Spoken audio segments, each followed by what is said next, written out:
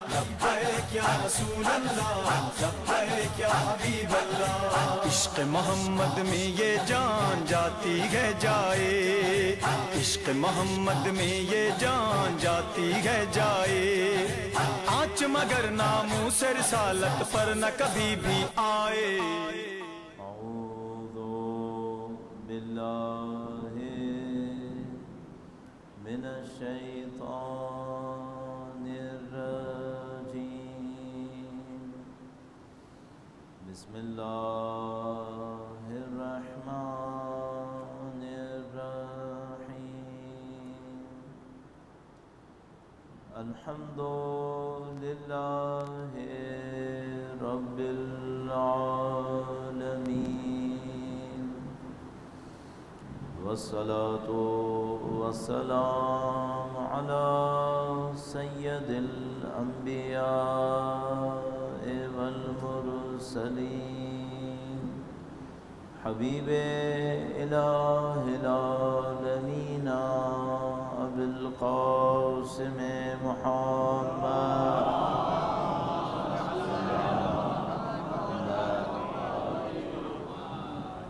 وعلى آلہ الطیبین الطاہرین، سیما بقیت اللہ فی الأراضین، قال اللہ تعالی فی کتابہ الکریم، بسم اللہ الرحمن الرحیم، ام حسبت ان اصحاب الكهف والرقيم كانوا من آياتنا عجبا۔ درود بھیجے گا محمد و آل محمد۔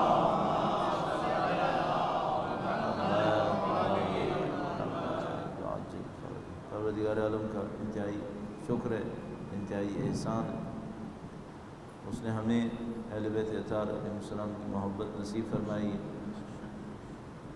اس کا انتہائی شکر ہے، اس نے ہمیں دین مبین کی ہدایت اس زمانے میں دنیا میں آنا نصیب کیا کہ جو آخری حجت کا زمانہ ہے، انشاءاللہ اس دعا کے ساتھ کہ خدا متعال ہمیں ان کے ظہور کا دن دیکھنا نصیب فرمائے، ان کی نصرت کی سعادت نصیب فرمائے، ہمیں دنیا اور آخرت میں اہل بیت کی ہمراہی نصیب فرمائے، تمام شہداء کے مقامات کی بلندی کے لیے بالاخص شہید علی رضا تقوی اور وہ تمام شہداء کے جو دین کی راہ میں شہید ہوئے، ان تمام کی مقامات کی بلندی، اہل بیت کی شفاعت کے حصول کے لیے درود بھیجے گا محمد و آل محمد۔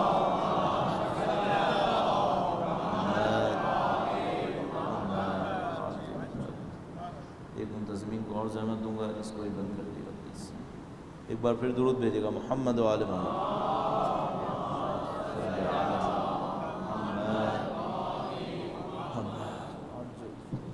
پروردگار عالم نے ہمیں فکر و شعور کے ذریعے سے جو نعمت نصیب فرمائی ہے، اس نعمت سے بڑھ کے کوئی نعمت نہیں ہو سکتی۔ اس فکر و شعور کے ذریعے سے ہم خدا کو پہچانتے ہیں، اس کے راستے کو پہچانتے ہیں، اس کی حجتوں کا شعور حاصل کرتے ہیں۔ جو انسان اللہ کی دی ہوئی اس نعمت کو بروئے کار لاتے ہیں، وہ اپنی زندگی میں ایک ہدف معین کرتے ہیں، ایک مقصد معین کرتے ہیں۔ اگر آپ تصور فرمائیں تو ہم انسانوں کی زندگی میں فرق بہت زیادہ ہیں، رنگ، نسل، لباس، درجات، مقامات، علم، لیکن ان تمام کے اندر جو چیز قیمت معین کرتی ہے وہ انسان کا ہدف ہے۔ کوئی بھی انسان رنگ کے ذریعے سے قیمت نہیں دیا جا سکتا، نسل، حتیٰ علم کے ذریعے سے قیمت نہیں دیا جا سکتا، ہدف کے ذریعے قیمت معین ہے۔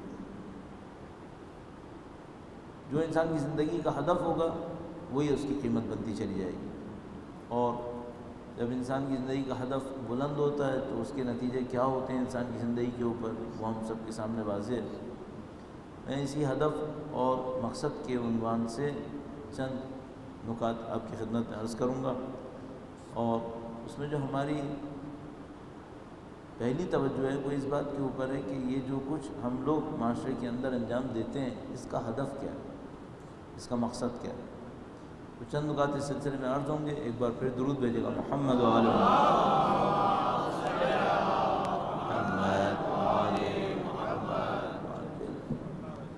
بعض وقت ایسا ہوتا ہے کہ کچھ چیزیں معلوم ہوتی ہیں، ہمیں احساس ہوتا ہے کہ ہمارے نزدیک بہت واضح ہیں، لیکن حقیقت یہ ہے کہ بہت زیادہ واضح ہوتی نہیں ہے۔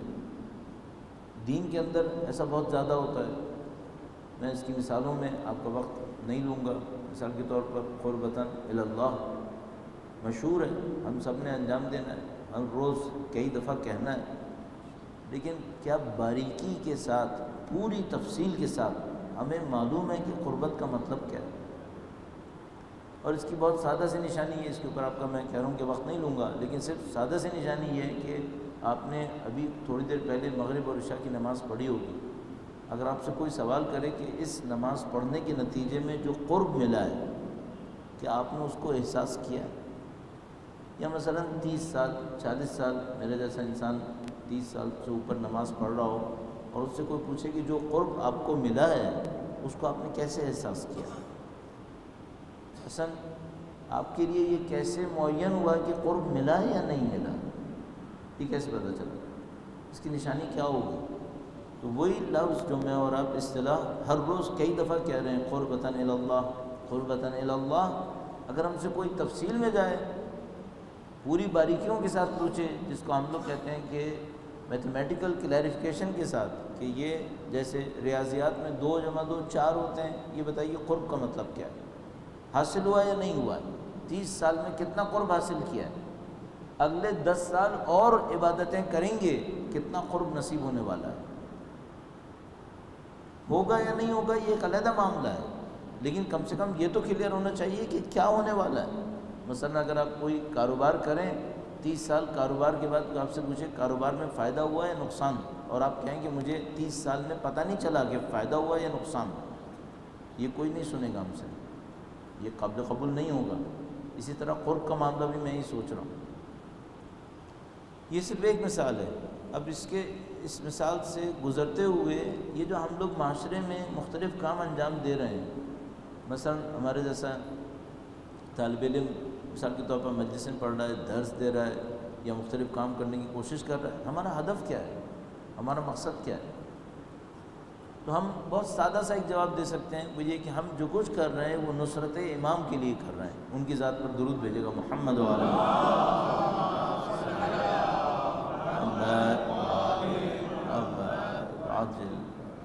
بے نفس ہی اچھا ہدف ہے، ظاہر ہے کہ بہت اعلیٰ ہدف ہے، لیکن اس کے ساتھ ہمیں ایک اور سوال پوچھنا ہوگا کہ جب ہم نصرت امام کریں گے تو کیا ہونے والا ہے؟ تو وہ جواب دے گا کہ جب ہم نصرت امام کریں گے تو جو امام کے ظہور کے تقاضے ہیں وہ پورے ہو جائیں گے۔ بہت اچھی بات ہے۔ جب وہ تقاضے پورے ہو جائیں گے تو کیا ہوگا؟ پھر امام تشریف لے آئیں گے انشاءاللہ۔ خدا ہمیں اور آپ کو وہ دن دیکھنا نصیب فرمائے انشاءاللہ۔ جب امام تشریف لے آئیں گے پھر کیا ہوگا؟ جب امام تشریف لائیں گے تو وہ دشمنوں کا مقابلہ کریں گے اور دنیا میں حکومت عدل قائم ہو جائے گی، یہی ہوگا۔ اچھا، جب حکومت عدل قائم ہو جائے گی پھر کیا ہوگا؟ پھر کیا ہونے والا ہے؟ جب حکومت عدل قائم ہو جائے گی تو جو لوگ آج لوگوں پہ ظلم کر رہے تھے، ان کے حق کو غصب کر رہے تھے، وہ حق غصب نہیں کریں گے، ہر ایک کو اس کا حق مل جائے گا۔ اس کے بعد کیا ہوگا؟ آج کچھ لوگوں کے ہاتھوں میں زمینیں ہیں جو ان کا حق نہیں ہے، وہ زمینیں ان لوگوں کو مل جائیں گی جن کا حق تھا۔ چلیے، آج کچھ لوگوں کے ہاتھ میں ایسی دولت ہے جو ان کے ہاتھ میں نہیں ہونی چاہیے تھی، پھر وہ دولت ان لوگوں تک پہنچ جائے گی جن کا وہ حق تھا۔ یہ بات بھی قبول۔ جو زمینیں تھیں وہ حقداروں تک پہنچ جائیں گی، جو دولت ہے وہ حقدار تک پہنچ جائے گی۔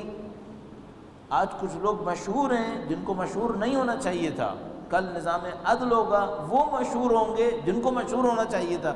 آج کچھ لوگوں کا احترام ہو رہا ہے جن کا نہیں ہونا چاہیے تھا، کل وہ لوگ احترام پائیں گے جن کا احترام ہونا چاہیے۔ اچھا، جب یہ سب ہو جائے گا پھر کیا ہوگا؟ اس کے بعد کیا ہونا ہے؟ اتنا تک آنے کے بعد پھر ایک انسان سوال کرتا ہے جب یہ سب ہو جائے گا اس کے بعد میں کیا ہوں گا؟ مثلا فرض کر لیتے ہیں میرا ایسا کوئی حق نہیں ہے جو میں نے کسی سے لیا ہو یا کسی نے مجھ سے چھینا ہو، فرض کر لیتے ہیں، یا فرض کر لیجئے میری کچھ زمینیں تھیں جو کسی نے چھین لی تھیں، وہ زمینیں مجھے مل گئیں واپس، 500 گز کا ایک پلاٹ تھا وہ کسی نے چھین لیا تھا، وہ مجھے واپس مل گیا، صحیح؟ پہلے میری درآمد 25,000 تھی، اب میری درآمد 50,000 ہو گئی، ٹھیک ہے؟ پہلے میں میوزک سننے پر مجبور تھا جہاں کہیں جاتا تھا، پھر میوزک سننے پہ مجبور نہیں ہوا ہوں، ٹھیک ہے؟ اس کے بعد پھر کیا ہوگا؟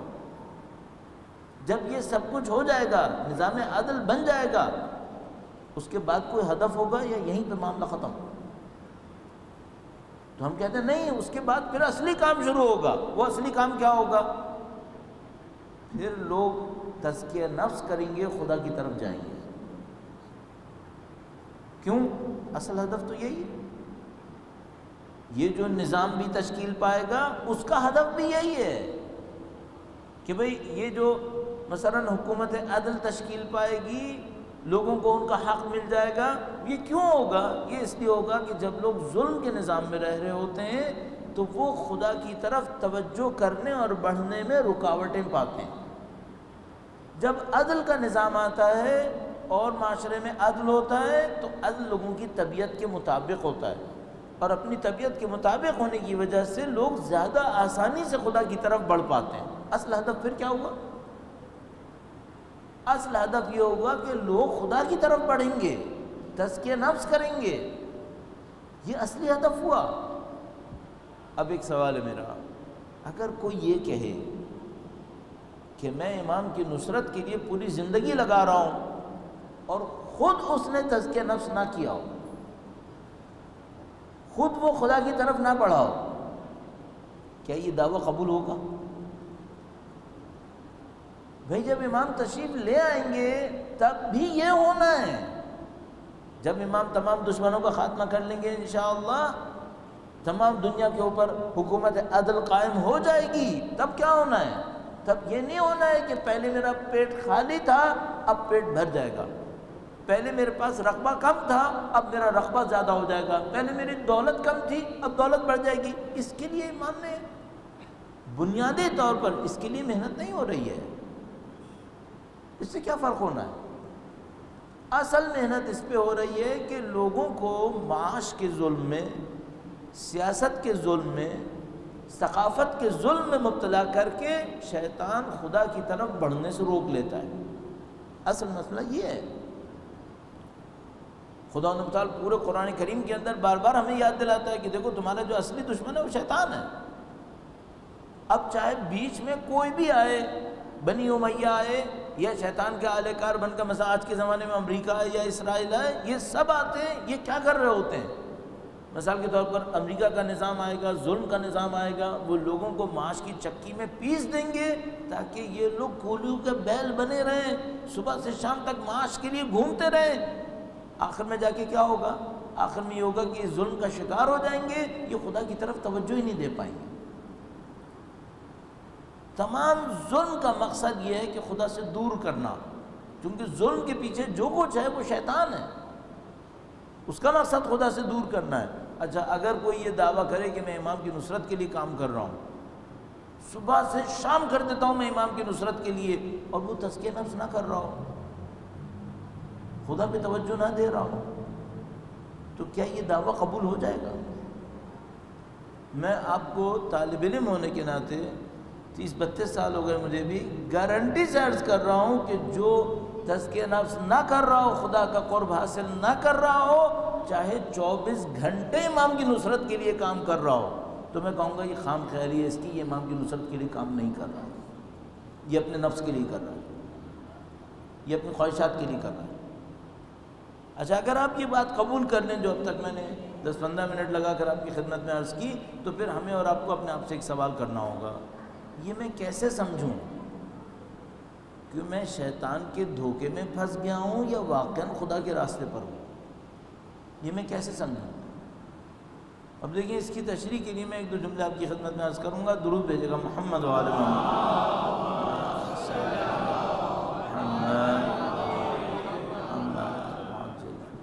ہم نے دنیا میں یہ بات کئی دفعہ دیکھی ہے.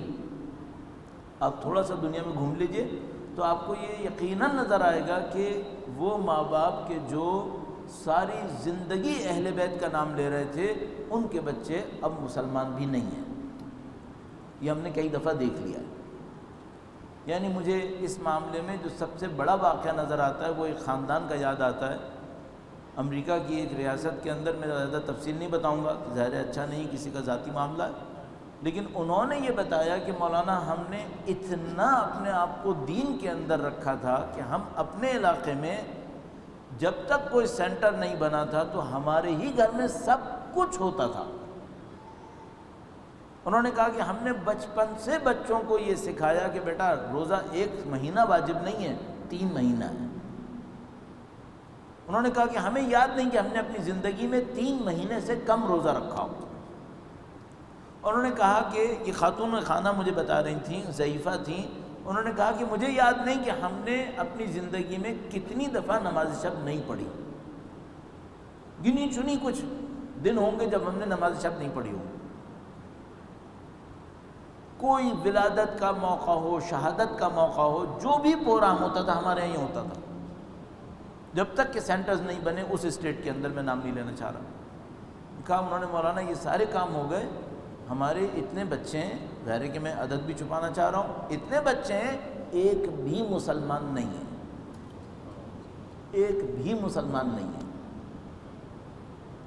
کہنے کہ مولانا ہمیں اگر یہ مثال کے طور پر دیندار نہ ہوتے، امید ہوتی کہ بھائی مسلمان تو ہیں، کم از کم مسلمان بھی نہیں ہیں، یہ ہمارے ساتھ کیوں ہوا ایسا؟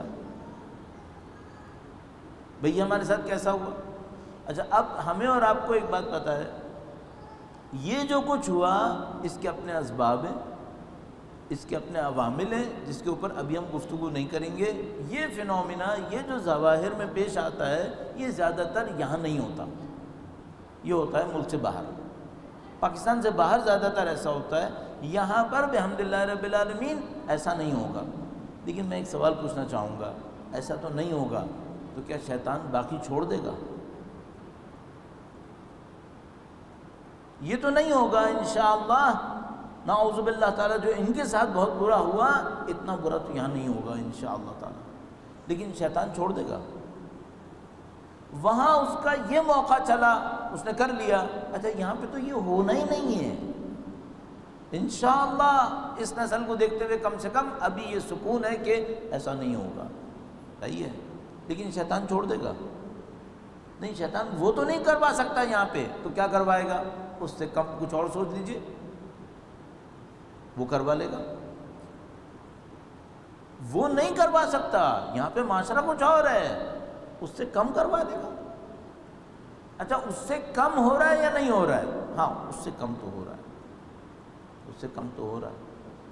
تو مجھے ایک سوال اپنے آپ سے پوچھنا پڑتا ہے کہ بھئی وہ جو اتنا زیادہ دین کے اندر غرق تھے، ان کے بچوں کے ساتھ یہ ایسا ہو گیا. یہاں پر بھی کافی چیزیں ہو جاتی ہیں، ایسا کیوں ہوتا ہے؟ اچھا میں ابھی بھی سوچتا ہوں کہ بھئی چلو انبیاء کے ساتھ بھی ہوا ہے، انبیاء کے ساتھ بھی ہوا ہے. ہم اپنا کام صحیح کر لیں، باقی بچے جو کرنا ہے کرتے رہیں. جس طرح سے بھی ان کی توفیق ملی، اپنا کام تو ہم صحیح کریں. اپنا کام صحیح کیا کریں؟ یہاں پہ مسئلہ ایسا ہے. بچوں کو بھی چھوڑ دیتے ہیں کہ بھئی جو مرضی آئے، جو ان کے اپنی نصیب میں معنوی طور پہ روحانی طور پہ ہوگا ان کو نصیب ہو جائے گا. میں اپنا کام تو صحیح کروں. اپنا کام صحیح کیا کروں؟ میں نے کہا کہ بھئی کوئی کہہ رہا ہے میں 24 گھنٹے امام کے لیے کام کر رہا ہوں، تزکیہ نفس نہیں کرتا. پہچانوں کیسے کہ میں کون ہوں؟ اچھا یہ میں آپ کی خدمت میں عرض کروں، مجھے کسی سے کوئی غرض نہیں، مجھے اپنے آپ سے غرض ہے. اور میں آپ کی خدمت میں بھی سب سے پہلے یہ عرض کروں گا، ویسے تو ہم لوگ چونکہ بولنے والے لوگ ہوتے ہیں تو بولنے والے لوگوں کے بارے میں مشکل یہ ہو جاتی ہے کہ وہ دوسروں کا درد زیادہ رکھتے ہیں، اپنا درد کم کر لیتے ہیں. وہ جو آج کل جملات چلتے رہتے ہیں ان میں سے ایک بہت اچھا جملہ ہے، وہ یہ کہ ہماری قوم وہ قوم ہے جس کو دوسروں کے دین کی اپنے دین سے زیادہ پرواہ ہے۔ تو میرے جیسے بولنے والے زیادہ تر ایسے ہی ہیں جن کو دوسروں کے دین کی زیادہ پرواہ ہے، اپنے دین کی زیادہ پرواہ نہیں ہے۔ میں کہہ رہا ہوں چھوڑ دیں اس معاملے کو، میں اپنا دین سوچ رہا ہوں۔ اچھا میں اپنا دین سوچوں، کیا دیکھوں؟ کہیں مجھے بھی وہی دھوکہ نہ ہو جائے کہ میں سمجھتا رہا ہوں میں امام کی خدمت کر رہا ہوں جبکہ نہیں کر رہا ہوں۔ مثلا اس کو کیسے پہچانوں؟ تو چند منٹس میں آپ کی خدمت میں اس کی نشانیاں عرض کرنے کی کوشش کروں گا۔ درود بھیجے گا محمد و آل محمد۔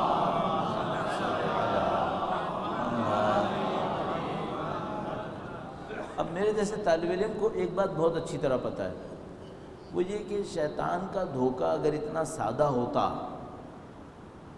کہ 2 + 2 4 اور شیطان پہچان لیا گیا تو پھر تو معاملہ ہی ختم ہو گیا تھا، پھر تو کہانی ختم ہو گئی تھی۔ یعنی اگر شیطان کا دھوکہ بس اتنا ہوتا کہ یہ حق ہے جو اللہ کی طرف سے، یہ باطل ہے جو شیطان کی طرف سے، تو معاملہ ہی ختم تھا۔ اچھا ہمیں معلوم ہے کہ ایسا نہیں ہوتا، شیطان کا دھوکہ اس سے زیادہ شدید ہوتا ہے۔ پہلے دن سے جب سے شیطان نے دھوکہ شروع کیا ہے اسی کو ملا کر کیا ہے، حق کو اور باطل کو۔ پہلا دن مثال کے طور پر جب وہ حضرت آدم علیہ السلام کو دھوکہ دینے آیا جنت سے نکالنے کے لیے، حق بن کر آیا تھا یا باطل بن کے آیا تھا؟ باطل بن کر آتا تو حضرت آدم دھوکے میں آتے۔ اس کو ہم کہتے ہیں فتنہ، عربی میں اس حالت کو کہتے ہیں فتنہ، جب باطل حق بن کر آتا ہے دھوکہ دے دیتا ہے۔ اس فتنے کے معاملے پر نہیں معلوم کتنی روایات ہمارے پاس موجود ہیں، اور کم سے کم جو میں بار بار عرض کیا کرتا ہوں اپنی کم علمی کی وجہ سے 1-2 چیزیں زیادہ عرض کرتا ہوں، وہ خطبہ نمبر 50 نہج البلاغہ میں سے، اس کو تو ضرور دیکھ لیجیے۔ مفتی جعفر حسین صاحب علی اللہ مقامہ نے جو ترتیب دی ہے اس میں خطبہ نمبر 50 بنتا ہے فتنے کے بارے میں، اس کو ضرور دیکھ لیجیے گا۔ تو شیطان کبھی بھی یہ نہیں کرے گا کہ وہ لوگوں سے کہے گا میں باطل ہوں یہ کرو، یہ نہیں ہوگا۔ حق بن کر آئے گا، دھوکہ دے گا۔ اچھا آپ کے لیے اور میرے لیے یہ امکان ہے کہ باطل بن کے آئے گا؟ نہیں، حق بن کے آئے گا۔ یہ میں کیسے پہچانوں کہ مجھے یہ دھوکہ نہیں ہوا ہے، مجھے دھوکہ نہیں ہوا ہے؟ اچھا کیا میں یہ کہہ کر اپنے آپ کو مطمئن کر لوں کہ میں 5 وقت کی نماز پڑھ رہا ہوں؟ اگر میں تھوڑا سا بھی دیندار ہوا اور شیطان مجھے کہتا 5 وقت کی نمازیں چھوڑو تو میں پہچان نہیں لیتا کہ یہ باطل ہے؟ مثلا اگر کوئی شیطانی میرا نزدیک آئے، شیطانی فرد میرے نزدیک آئے اور مجھ سے کہے مولانا آپ 5 وقت کی نماز چھوڑ دیں، صحیح، میں اسے مان لوں گا۔ میرے تو جسے کہتے ہیں تھوڑے بہت بھی اگر عقل و شعور میں کوئی طاقت ہوئی تو میں فون اینٹیناز کھڑے ہو جائیں گے کہ بھائی یہ کوئی شیطان ہے جو مجھ سے کہہ رہا ہے 5 وقت کی نماز چھوڑ دو، صحیح ہے، میں فوراً ہوشیار ہو جاؤں گا کہ نہیں یہ باطل ہے۔ اچھا شیطان مجھے جو دھوکہ دینے آئے گا، جس کو پتہ ہے کہ میں باطل کو اتنی جلدی اتنا چھوٹا ہوا تو پہچان لوں گا، وہ ایسے مجھے دھوکہ دے گا کہ 5 وقت کی نماز چھوڑو؟ نہیں۔ میرے سامنے اگر اس کو دھوکہ دینا ہے تو نمازی بن کے آنا ہوگا۔ اگر میرے سامنے بے نمازی بن کے آیا تو بھائی 30-32 سال ہو گئے مجھے طالب علم بنے ہوئے، اتنا تو میں بھی سمجھ جاؤں گا کہ بھائی یہ کم وقت بے نمازی ہے، یہ کام مجھے لائن دینے کے لیے آیا ہے، میں بھی پہچان جاؤں گا۔ اچھا مجھے جو دھوکہ دینے آئے گا وہ دعائے کمیل کا منکر بن کے آئے گا۔ اگر کوئی آئے کہ میں دعائے کمیل نہیں مانتا تو میں اس کو ویسے ہی ایک تھپڑ لگا کے بھیج دوں گا کہ تو ہے کون بھائی، میری ساری زندگی دعائے کمیل کے اوپر گزر رہی ہے۔ تو اگر میرے سامنے بے نمازی آئے مجھے دھوکہ دے، مجلس کے خلاف بن کر آئے، میں دھوکے میں آؤں گا؟ میں پاگل ہوں کیا؟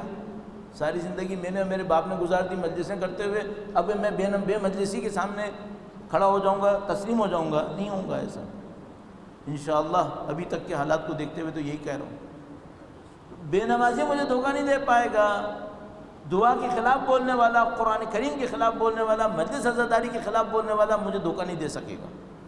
ظاہری طور پر تو مجھے ابھی یہ لگ رہا ہے، آگے اللہ جانتا ہے، انسانوں کا نہیں پتہ آگے مستقبل کیا ہے۔ اچھا مجھے کوئی دھوکہ دینے آئے تو کیسے دھوکہ دے؟ کیا یہ دھوکہ دے سکتا ہے، یہ کہہ کر دھوکہ دے سکتا ہے کہ دیکھو امام وقت کی نصرت کے لیے کچھ نہیں کرنا چاہیے؟ اب اس بڑھاپے میں نہیں ہو پائے گا، اتنی عمر گزرنے پہ اب نہیں ہو پائے گا، کیونکہ انسان جس چیز کو جوانی میں لے لیتا ہے وہ اس کے مرتے دم تک آئیڈیل کے طور پہ چلتی ہے۔ تو ہم لوگ مثال کے طور پر جب اپنی جوانی میں رہے تو ہم نے مثال کے طور پر امام خمینی کو دیکھ لیا، انقلاب کو دیکھ لیا، اس میں دینداری دیکھ لی، اس میں امام وقت کی نصرت دیکھی، دعائے سلامتی، دعائے عہد اور وہ یہ سب چیزیں ہم نے دیکھ لی۔ اب شیطان اگر ان کے خلاف لے کر آئے میرے سامنے، یہ تو میں فوراً پہچان جاؤں گا کہ یہ گڑبڑ ہو گئی، یہ شیطان ہے۔ اب اگر مجھے شیطان دھوکہ دینے آئے تو کیا کرے؟ اس کو ان سب کے ساتھ آنا ہوگا، اس کے بغیر آئے گا تو میں پہچان جاؤں گا۔ بلکہ میں آپ کو عرض کر دوں، اب اس کو امام خمینی کا بھی نام لینا پڑے گا، کیونکہ میں نے اپنی زندگی میں تقویٰ اور پرہیزگاری کی نشانی ان کو دیکھا ہے۔ آغا بہجت کا نام لے یا نہ لے؟ موسٹ پروبیبلی لے ورنہ میں پہچان جاؤں گا۔ اچھا، جب وہ یہ سارے کام کر لے تو یہ تو بہت اچھا شیطان ہو گیا، تو مومن ہو گیا۔ ویسے نہیں، اس کے پیچھے بھی اپنا کام کر سکے گا۔ وہ کیا کرے گا پھر؟ ابھی نماز کہہ رہا ہے، دعا بھی کہہ رہا ہے، عبادت بھی کہتا ہے، امام وقت کی نصرت بھی کہتا ہے، اچھا پھر گڑبڑ کیا کر رہی ہے؟ یہ تو شیطان رہا ہی نہیں پھر۔ نہیں، ابھی بھی کچھ پوائنٹس ہیں، وہ میں آپ کی خدمت میں عرض کرنے کی کوشش کرتا ہوں۔ درود بھیجیے گا محمد و آل محمد صلی علی محمد۔ اور مجلس کی مناسبت اس پر میں عرض کر دوں، آپ کہیں کہ بھئی مجلس کی کوئی مناسبت نہیں بن رہی، یہ جو شہیدوں کا خون بہا ہے یہ ہمارے سر پر ایک سوال بڑھا رہا ہے۔ ہر شہید کا خون،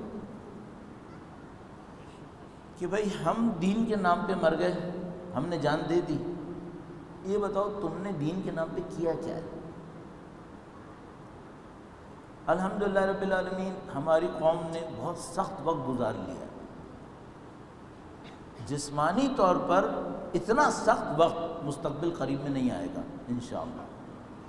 میرا اپنے خیال ہے جسمانی طور پر اتنا سخت وقت جو ہم نے 5-10 سال پچھلے گزارے، 15 سال، اتنا سخت وقت ابھی مستقبل قریب میں نہیں آئے گا۔ بعید میں تو آئے گا، قریب میں نہیں ہے، لیکن فکری طور پر ہم بہت سخت وقت میں آئیں گے، بہت سخت وقت۔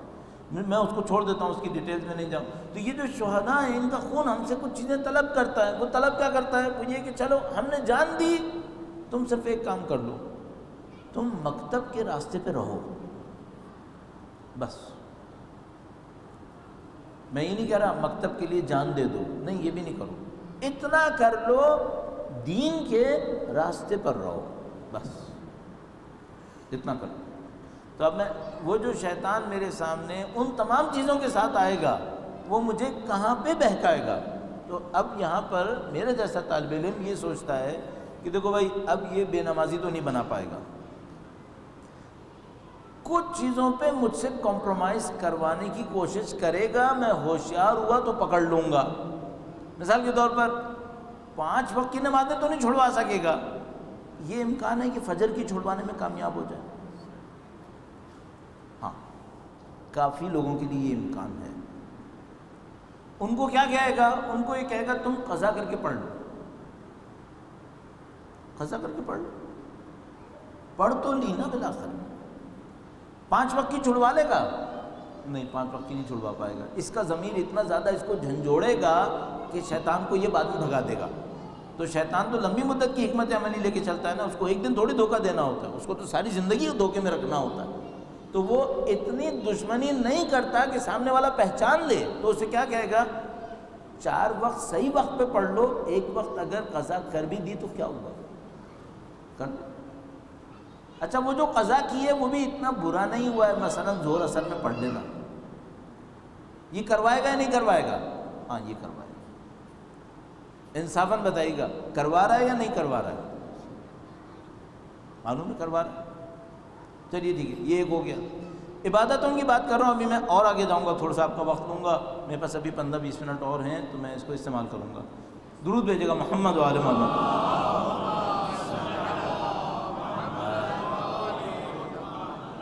ایک اور کام کروا سکتا ہے، مثلا میں وہ ہوں جو نماز پڑھتا ہوں، میں وہ ہوں جو دعا پڑھتا ہوں، ہر روز قرآن پڑھتا ہوں. کہے گا نہیں، جب اتنا پڑھ لیتے ہو تو ہر روز قرآن نہیں بھی پڑھا تو کیا ہوا؟ ویسے بھی قرآن عربی میں سمجھ میں ویسے ہی نہیں آتا.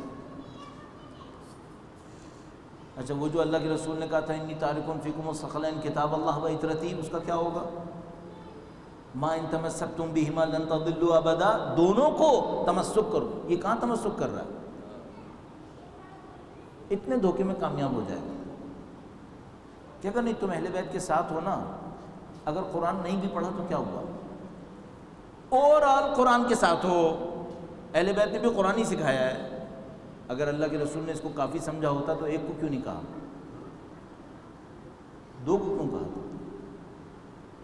کیوں کہا تھا ما ان تمسکتم بہما، دونوں سے اگر تمسک کرو گے تو میری زندگی میں قرآن کیوں نہیں ہے؟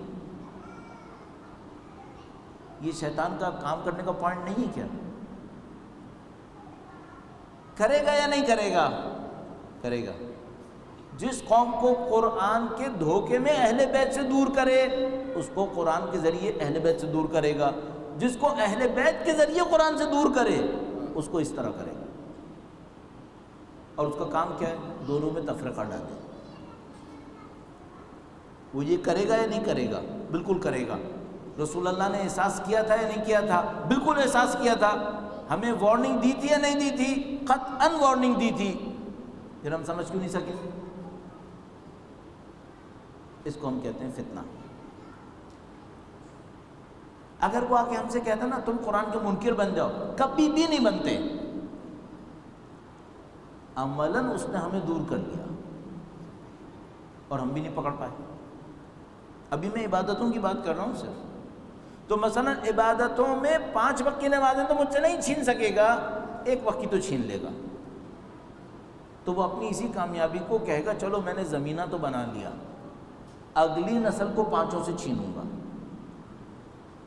اس نسل سے 1 چھینی ہے، اگلی نسل سے 5 چھینوں گا. وہ تو لمبی مدت کی سوچتا ہے نا. اس نسل سے قرآن چھینا ہے، اگلی نسل سے دوسرے والے شکل پہ حملہ کروں گا. وہ لمبی مدت کی سوچتا ہے. اور اللہ کے رسول کو پتا ہے کہ اگر 1 چھنا تو دوسرا بھی چلا جائے گا.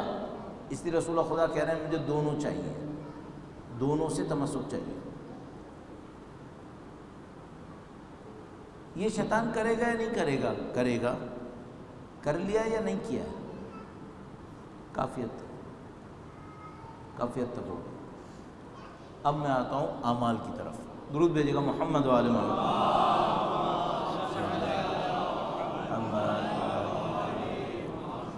تو جو آدمی کہہ رہا تھا کہ میں امام وقت کی نصرت کر رہا ہوں، یہ جو امام وقت کی نصرت کر رہا تھا فجر کی نماز سے محروم ہو گیا ہے. اس کو سمجھ میں آئی ہے کہ امام زمانہ کی نصرت فجر کی نمازیں قضا کر کر کے نہیں ہو سکتی؟ نہیں، اس کو نہیں سمجھ میں آئی. اچھا یہ جو امام زمانہ کی نصرت کا دعویٰ کر رہا تھا، سارے اچھی باتیں کر رہا تھا، یہ قرآن کریم سے دور ہو گیا ہے، اس کو پتہ چلا؟ نہیں، شیطان نے اپنا کام کر لیا. اچھا یہ ابھی تک کس ذوم میں مبتلا ہے کہ امام زمانہ کی نصرت کر رہا ہوں میں؟ بھائی تو اگر امام زمانہ کی نصرت کر رہا ہے تو دوسرا شکل کیسے تیرے ہاتھ سے نکل گیا؟ نکل گیا. اب عمل میں آئیے. اللہ کے رسول جب کسی کو مسلمان ہونے کی دعوت دیتے تھے تو اس سے ایک پہلی بیعت لیتے تھے. پہلی بیعت.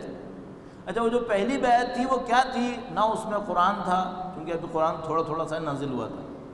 نہ اس میں نماز تھی، نہ اس میں روزہ، کچھ واجب ہی نہیں تھا اس وقت. وہ جو پہلی بیعت تھی وہ کیا تھی؟ سادہ سادہ باتیں کہتے تھے. دیکھو تم اللہ پہ یقین کرو، میری نبوت پہ ایمان لے آؤ،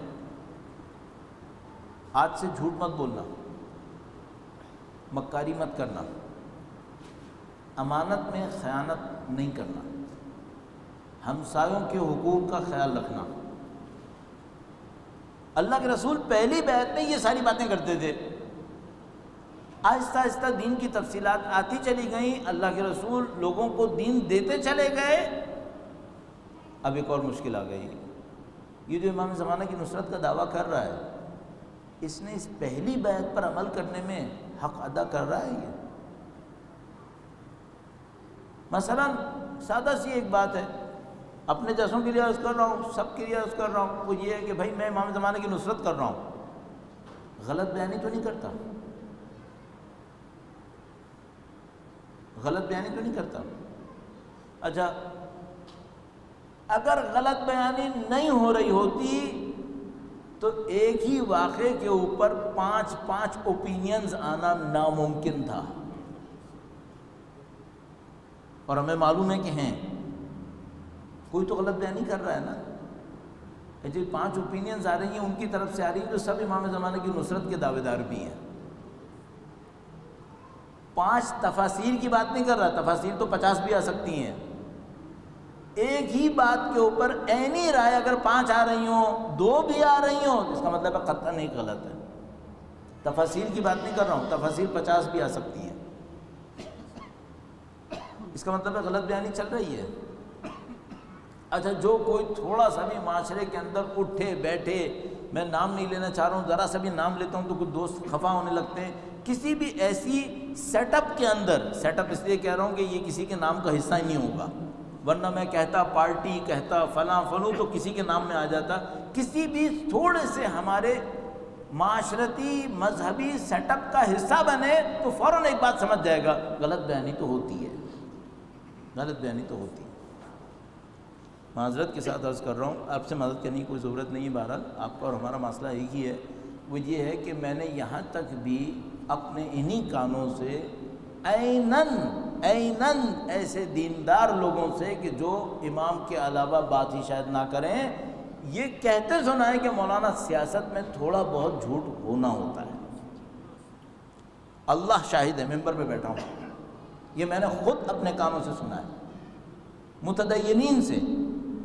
اچھا جس اجتماعی مذہبی سیٹ اپ کے اندر یہ فکر چل رہی ہو، اور یہ اس کے رہنماؤں کی باتیں ہیں، عام لوگوں کی باتیں نہیں ہیں، وہ یہ کہہ رہے ہوں کہ تھوڑی بہت غلط بیانی تو سیاست کا حصہ ہے، کرنی پڑتی ہے، اور عملاً بھی ہم اپنی آنکھوں سے دیکھ رہے ہیں کہ ہاں بھائی یہ تو ہو رہا ہے۔ اچھا اب اس کے بعد میں یہ کہوں کہ یہ لوگ امام زمانے کی نصرت کر رہے ہیں، یہ امام زمانے کی نصرت ہو رہی ہے، تو مجھے معلوم ہے شیطان نے دھوکہ یہیں سے دینا ہے۔ شیطان مجھے 5 وقت کا بے نمازی انشاءاللہ نہیں بنا سکے گا، نہ آپ کو بنا پائے گا، لیکن یہ کر سکتا ہے کہ کسی مصلحت کے نام پر جھوٹ بولنے والا بنا دے، یہ کر سکتا ہے، اور یہ وہ کر لے گا۔ اچھا مثال کے طور پر ایک بہت سادہ سی بات ہے ہمارے دین کے اندر، وہ یہ کہ جو اندر رکھو وہی باہر کہو۔ جب ہمارے ایسے سیٹ اپس کے اندر لوگ ایک دوسرے کے ساتھ بیٹھتے ہیں جس میں گڑ جوڑ ٹھیک ٹھاک چل رہا ہوتا ہے، تو جو اندر ہوتا ہے وہی باہر ہوتا ہے، ہوتا ہے ایسا نہیں، یہ دکھانے کا کچھ رکھتے ہیں، بتانے کا کچھ اور رکھتے ہیں، یہ امام زمانے کی نصرت میں کر رہے ہوتے ہیں۔ اب مجھے سمجھ میں آتا ہے شیطان دھوکہ کہاں سے دے گا۔ شیطان یہ دھوکہ نہیں دے پائے گا مجھ جیسے کو جس نے اپنی جوانی سے امام زمانہ کا نام لینا شروع کیا تھا کہ وہ مجھے امام زمانہ کے نام سے دور کرے، انشاءاللہ فی الحال تو لگتا ہے کہ نہیں دھوکہ دے پائے گا۔ بے نمازی بنائے یہ نہیں کر پائے گا انشاءاللہ۔ جو مجھ سے کرنے کی کوشش کرے گا وہ یہ کہ بھائی ایسا ہے 5 وقت کی نمازیں پڑھتے ہو، 4 صحیح وقت پہ پڑھ لو، اگر 1 دیر بھی ہو بھی گئی تو کیا ہوا، تھوڑی دیر سے پڑھ لو، تھوڑی بے توجہی بھی چلے گی، کوئی بات نہیں، آج مشغولیت زیادہ تھی، یہ کرے گا۔ قرآن کریم کمپرومائز کر لو، کوئی بات نہیں، اوور آل تم قرآن کے راستے پر ہو، صحیح ہے، چلے گا۔ تھوڑی بہت غلط بیانی یہ چلتی ہے، یہ معاشرے کا حصہ ہوتی ہے، تھوڑی بہت معذرت کے ساتھ منافقت ہاں چلتی ہے، کوئی بات نہیں، اندر کچھ اور رکھو باہر کچھ اور رکھو، کوئی بات نہیں۔ آپ اور میں سمجھ رہے ہیں شیطان ہمیں 5 وقت کا بے نمازی بنائے گا۔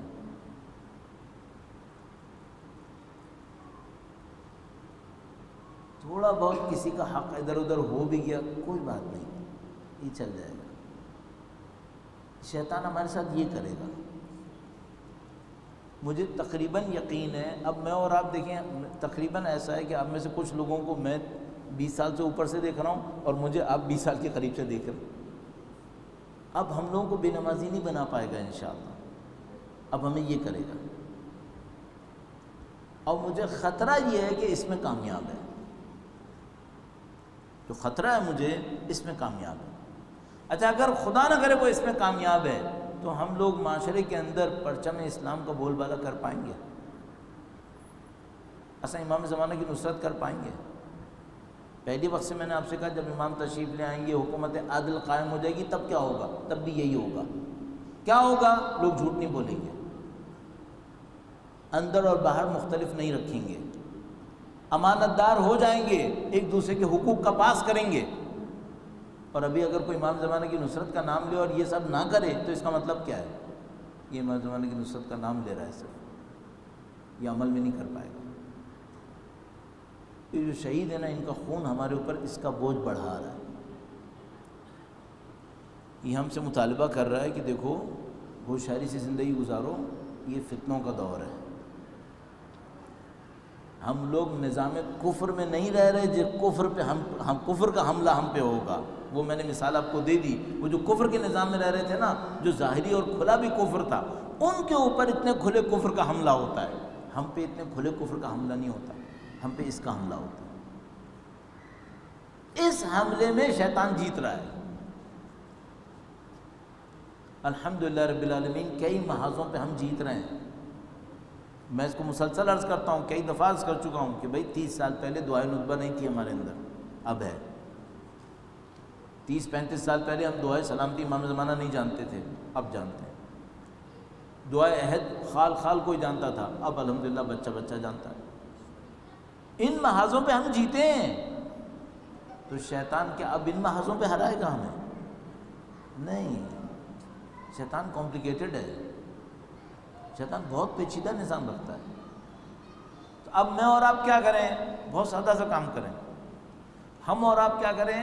اپنی ان جگہوں کو پکڑنے کی کوشش کریں۔ اب بالکل میں آپ کے ساتھ ملتے ہوئے اس بات کو دیکھنے کی کوشش کروں گا میں کیسے بچاؤں اپنے آپ کو۔ تو مثلا میں کیا کروں؟ میں یہ دیکھوں کن جگہوں پر میں کمپرومائز کر رہا ہوں، وہ کون سی ہے۔ جہاں پہ مجھے نہیں ہلا سکے گا وہ تو نہیں ہلا سکے گا، معاملہ ختم ہو گیا انشاءاللہ۔ جہاں پہ ہلا سکتا ہے وہ کون سی ہے؟ اچھا یہ ہلائے گا میری نماز میں توجہ پہ، مجھے اس کو صحیح کرنا ہے۔ یہ ہلائے گا میری نماز کی اہمیت دینے میں، اس کو صحیح کرو۔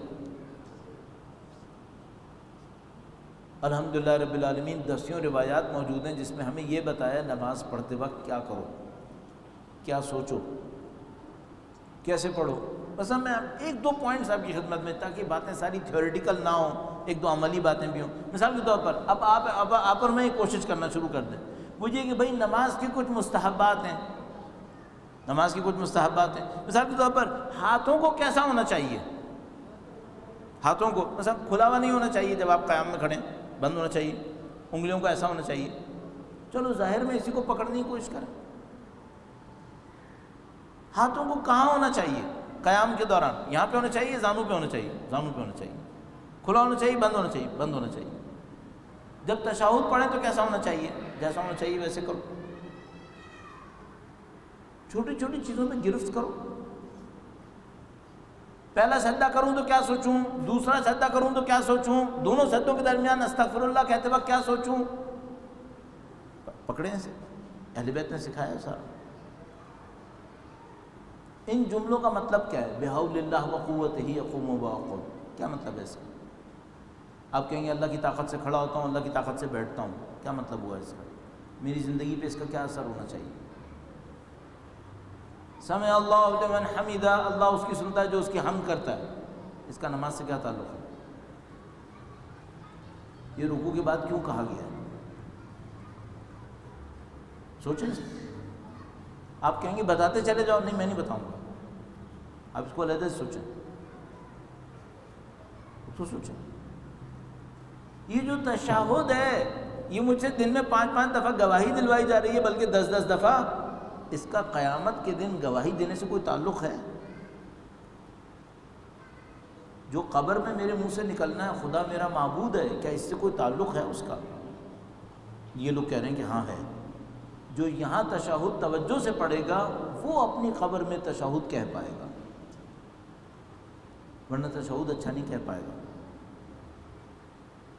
قبر میں رٹنے سے تھوڑی کوئی کام چلے گا. جو یہاں تشہد کہتے وقت خدا کو اور نبی کو سوچ پائے گا، وہ اپنی قبر میں جب فرشتے آئیں گے تو کہے گا اشہد ان لا الہ الا اللہ، ورنہ نہیں کہہ سکے گا. تو میں نے تو اپنی تشہد میں یہ سب سوچا ہی نہیں تھا، میں تو تشہد ایسے ہی پڑھ رہا ہوں. یہ جو میں کہوں بحول اللہ وقوتہ اقوم واقعد، اگر اس کو توجہ سے کہوں تو واقعاً میری زندگی میں اللہ کی حول اور اللہ کی قوت نظر آئے گی. اور اگر میں اسی کو توجہ سے نہیں کہہ رہا ہوں تو میں کہاں زندگی میں پکڑ پاؤں گا؟ صحیح کروں اسے. عبادات کو دیکھ لیں، قرآن کریم آپ کی زندگی میں قرآن کریم ہونا چاہیے. دیکھیے کتنا ہونا چاہیے، روزانہ کتنا ہونا چاہیے. 1-2 لائن، 1-2 صفحہ، 2-4 صفحے، کتنے؟ توجہ ہونی چاہیے نہیں ہونی چاہیے؟ اگر یہ سب نہیں ہے تو کیا شیطان کا دھوکہ نہیں ہوا ہوا؟ تو میں اس کو پکڑ کیوں نہیں پا رہا؟ اس لیے نہیں پکڑ پا رہا کہ میں اپنے آپ کو مطمئن کر رہا ہوں کہ میں نماز تو پڑھ رہا ہوں، اس سے نہیں پکڑ پا رہا ہوں. اچھا اگر مجھے صحیح کرنا ہے تو میں کیا کروں؟ ان سب پہ توجہ دینا شروع کر دیں، ایک اور کام کرنا شروع کر دیں. اپنے آپ کو دیکھیے گا کون کون سی جگہیں ایسی ہیں جہاں آپ کو ظاہر اور باطن میں فرق ڈالنا پڑتا ہے. اس کو صحیح کیسے کرنا ہے؟ کون کون سی جگہیں ایسی ہیں جہاں آپ کو اندر کچھ اور باہر کچھ اور بولنا پڑتا ہے؟ اس کو صحیح کیسے کرنا ہے؟ کون کون سی جگہیں ایسی ہیں جہاں غلط بیانی آپ کی زندگی کا حصہ بنا ہوا ہے؟ اس کو صحیح کیسے کرنا ہے؟ عزیزان محترم، میں نے آپ کا بہت وقت لیا اور آپ لوگ ظاہر دن بھر میں گرچہ چھٹی کا دن تھا لیکن آپ تھکے ہوئے ہوں گے اور آپ کی بعض دوستوں کی نیند اور تھکاوٹ کا تھوڑا بہت اظہار بھی ہو رہا ہے یہاں پر.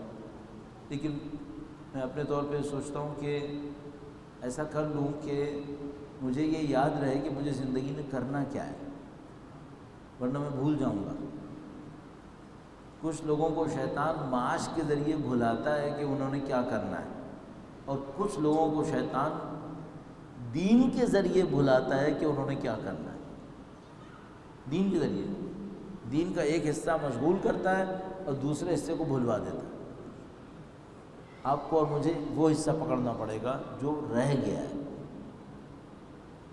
وہ صحیح کریں گے خود بخود چیزیں الحمدللہ رب العالمین واقعی معنی میں امام کی نصرت کی طرف جائیں گی. اچھا اگر یہ جو میں نے ساری چیزیں ابھی کہیں آپ سے یہ سب صحیح ہونے لگیں تو کیا ہوگا؟ پھر کیا ہوگا؟ پھر میرا اپنے خیال ہے جو ہمیں نصیب ہونا چاہیے وہ اللہ کے وہ وعدے ہیں جو اس نے ہم سے کیے ہیں. مثال کے طور پر خدا متعال نے ہم سے وعدے کیے ہیں کہ اگر تم یہ کرو گے میں یہ کروں گا، وہ ہمارے ساتھ ہونا چاہیے. مثال کے طور پر خدا متعال نے ہم سے وعدہ کیا الا بذکر اللہ تطمئن القلوب، آگاہ رہو کہ دلوں کو اطمینان تو بس اللہ کی یاد سے ہوتا ہے. اس کا مطلب ہے ہمارے دلوں کو اطمینان نصیب ہوگا. لو انفقت ما فی الارض جميعا ما الفت بین قلوبہم ولکن اللہ الف بین قلوبہم. اس کا مطلب ہے ہمارے دلوں کی الفت بڑھے گی. ابھی گھٹ رہی ہے بڑھ رہی ہے؟ دنیا کے 20 سے زیادہ ملکوں میں میں اب تک یہ سوال کر چکا ہوں کہ ہمارے دلوں کی محبت کم ہو رہی ہے یا بڑھ رہی ہے. صحیح ہے. آج تک کوئی ایک ملک کا کوئی ایک شہر ایسا نہیں آیا جس نے مجھ سے کہا ہو کہ 30 سال پہلے کے مقابلے میں دلوں کی محبت بڑھ رہی ہے. آج تک. اب تو میں سوال کرتا ہی نہیں، اسی لیے میں نے صرف اشارتاً پوچھا تو آپ کے بعض دوستوں نے کہا کہ ہاں بھائی معاملہ خراب ہے. تو ہم سب کو معلوم ہے، ظاہر ہم بھی تو یہیں رہ رہے ہیں. تو یہ سب کچھ ہوگا ہمارے ساتھ. پھر اللہ کی طرف سے عنایات جب ہوں گی تو ہمارے دلوں کا اطمینان بھی بڑھے گا، ہمارے دلوں کی محبتیں بھی بڑھیں گی، ہمارے معاشرے کا اتحاد بھی بڑھے گا. اچھا اگر یہ سب نہیں ہوا تو پھر کیا ہوگا؟ تو پھر پریشانیاں بڑھتی رہیں گی. میں نہیں کہہ رہا غربت بڑھے گی، نہیں، غربت تو شاید اس وقت بھی بڑھے گی، لیکن غربت پہ حقارت نہیں آئے گی. آج غربت حقارت بھی لاتی ہے.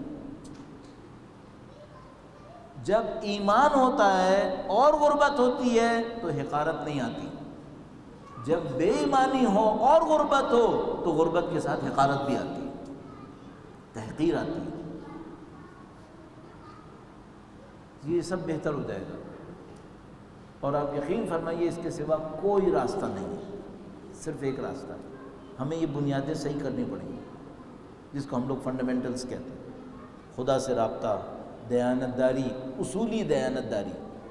اصولی دیانت داری کیا ہے؟ یہی جو میں نے ابھی آپ کی خدمت میں عرض کیا کہ یہ غلط بیانیاں نہیں ہونی چاہیے، یہ جو دکھاوے کا کچھ ہے، اندر کا کچھ باہر کا کچھ، یہ نہیں ہونا چاہیے۔ کیا کریں کہ اندر اور باہر دو نہ ہو، اندر کو اتنا صحیح کر لیں کہ باہر دکھانے میں مصیبت نہ ہو۔ بعض لوگ مجھ سے کہتے ہیں، جب میں یہ کہتا ہوں تو مجھ سے کہتے ہیں مثلا کیا کریں، جو پسند نہیں ہے اس سے کہتے ہیں اس کے منہ پہ میں تجھے پسند نہیں کرتا، یہ کریں۔ نہیں، میں اس سے کہتا ہوں نہیں، یہ کرو کہ تمہارا دل کیوں کسی کو پسند نہیں کر رہا؟ سب اللہ کی مخلوق، ایک معنی میں پسند کرنا چاہیے، سب اللہ کی مخلوق۔ اللہ کے رسول اگر کفار سے دشمنی کر رہے ہوتے تو انہیں دین کی تعلیم دیتے، پھر کیا؟ اس کا مطلب انہوں نے کفار کے ساتھ بھی دشمنی نہیں کی، کفر سے دشمنی کی ہے، کفار سے نہیں کی ہے، کفر سے دشمنی کی ہے۔ اس طرح ہم معاشرے کو صحیح کر سکتے ہیں اور ان شہداء کے خون کے مقابلے میں جواب دہ ہو سکتے ہیں۔ الحمدللہ رب العالمین، وقت بہت اچھا وقت ہے، بہت مناسب وقت ہے۔ یعنی میں آپ کو مطمئن ہو کے کہہ رہا ہوں، طالب علم ہونے کے ناطے میں تکراری باتیں بہت زیادہ ہیں کہ سینکڑوں سال میں، اگر نہ کہوں پورے 1400 سال میں، ایسا وقت نہیں آیا تھا۔ شاید یہ باتیں بہت بے تکی دعویٰ بازی لگنے لگتی ہے، لیکن میں آپ کو مطمئن ہو کے عرض کر رہا ہوں 1400 سال میں ایسا ٹائم نہیں آیا تھا۔ اس وقت بہت عجیب وقت ہے، نہیں معلوم کیوں ایسا ہے۔ ابھی مثال کے طور پر کوئی یہ کہ اس کا مطلب امام تشریف لانے والے ہیں، یہ میں نہیں کہوں گا، یہ میرے بس میں بھی نہیں ہے، مجھے کہنا بھی نہیں چاہیے۔ یہ مجھے پتہ ہے کہ 1400 سال میں ایسا وقت نہیں آیا تھا جتنا وقت، جو اتنا اچھا وقت اس وقت آیا ہو۔ البتہ ظاہر ہے ہم غیبت کے زمانے میں ہیں، اس میں کون سی اچھائی کہ ہم حجت خدا کے دیدار سے محروم ہیں، یہ ایک علیحدہ مشکل ہے جو ہمارے اوپر آئی ہوئی ہے۔ لیکن اگر اس کو نکال دیں کہ غیبت میں تھے اب کیا، تو میں کہہ رہا ہوں اب پھر بہت اچھے راستے پہ چل رہے ہیں انشاءاللہ۔ اس راستے کے اختتام میں ہمیں حجت خدا کا وجود نصیب ہوگا انشاءاللہ۔ راستہ بہت اچھا ہے، بہت اچھے راستے پر،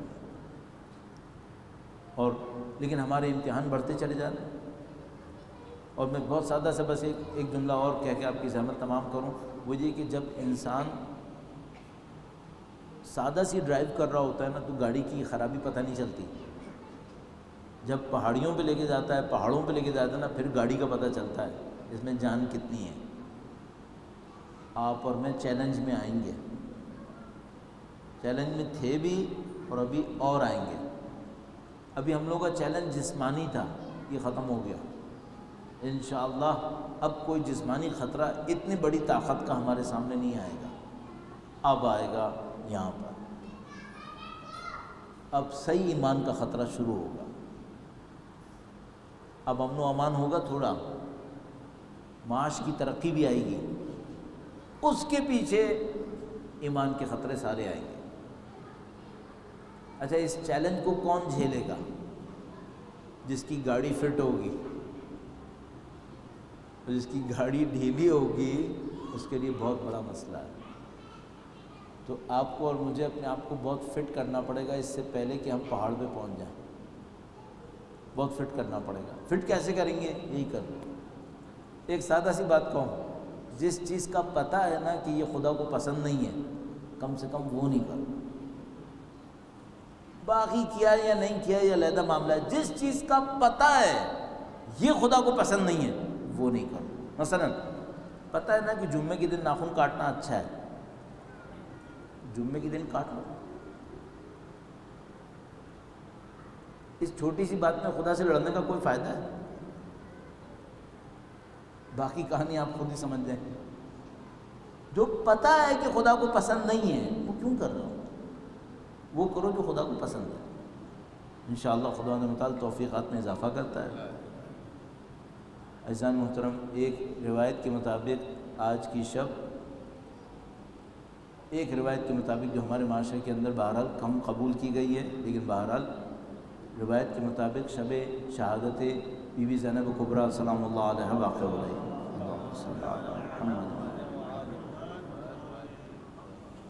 مکتب اہل بیت اطہار علیہ السلام میں جو چیزیں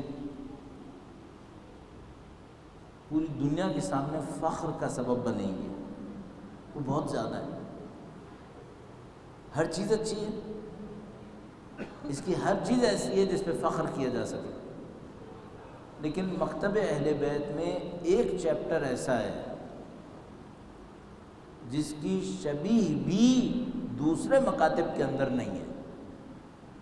بھئی مکتب اہل بیت میں فقہ ہے، دوسرے مکاتب میں بھی شبیہ نقلی مصنوعی جعلی فقہ ہے۔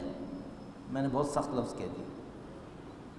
ہمارے یہاں عبادت ہے، وہاں بھی عبادت ہے، شبیہ صحیح، دعا ہے، ان کے یہاں بھی ایک دعا ہے۔ آج ہی اتفاقاً ایک گروپ میں ہوں جس میں تمام مکاتب فکر کے اب علماء کے ہیں، طالب علم کے ہیں، وہ ہیں، تو اس میں کسی نے رسول اللہ سے توسل کے لیے کچھ جملے لکھ کے بھیجے، ایسے کہ پڑھ کے آپ کہیں یہ کیا کر رہا ہے، بالکل ہی ٹوٹے پھوٹے۔ تو میں نے دعائے توسل میں جو رسول اللہ سے توسل کے جملے تھے وہ لکھ کے بھیج دیے، زمین آسمان کا فرق لگنے لگا۔ مکتب اہل بیت میں ماشاءاللہ ہر چیز اچھی ہے، فقہ اچھی، عبادتیں اچھی ہیں، خدا کے ساتھ رابطہ، لیکن کچھ چیزیں ایسی ہیں جو دوسرے مکاتب میں نقل میں بھی نہیں ہیں، نقل میں بھی نہیں ہے۔ وہ کیا ہے؟ نمبر 1 شہادت۔ اب کیا ہے اس کے اندر؟ بھئی سادہ سی بات ہے، جو ہمارا دعویٰ ہے جو نقل میں بھی دوسروں کے پاس نہیں ہے، وہ یہ ہے کہ یہ وہ مکتب ہے جس کے 11 امام شہید ہوئے ہیں، ایک کے بعد ایک، ایک کے بعد ایک۔ تو ہم پورے دعوے سے تمام دنیا اسلام کے مکاتب فکر کو دعوت دیتے ہیں اور ان سے کہتے ہیں کہ بھئی ہمارے مکتب میں 11 امام شہید ہوئے ہیں۔ تمہارا مکتب کتنے شہداء ہیں تمہارے پاس؟ دکھاؤ، دکھاؤ کیا ہے؟ اچھا یہ معاملہ صرف مکاتب اسلام کا نہیں ہے، پوری دنیا کے ادیان کے سامنے ہے۔ ہم پوری دنیا کے ادیان کے سامنے کہیں گے ہمارا نبی وہ ہے جس کی 11 نسلیں شہید ہوئی ہیں، ہمارے نبی وہ ہیں جس کی 11 نسلیں ایک کے بعد ایک شہید ہوئی ہیں۔ کوئی اور نبی ہے ایسا؟ کوئی اور نبی ہے؟ اچھا اب میں یہاں پہ رک نہیں پاؤں گا، میں کہوں گا ہمارا نبی وہ ہے جس کی بیٹی بھی شہیدہ ہے، ہمارا مکتب وہ ہے۔ فخر کی چیزیں کون کون سی ہیں؟ شہادت ہے، فخر، قربانی، فداکاری، جانثاری ہمارے مکتب کے اندر ہے، ہمیں اس پہ فخر ہے۔ صرف مردوں کی قربانی ہے یا خواتین کی بھی ہے؟ پوری طاقت کے ساتھ تمام مکاتب اسلام کو دعوت دے کر کہتے ہیں بھائی ہمارا مکتب وہ ہے جس میں بنت رسول اللہ نے بھی قربانی دی ہے،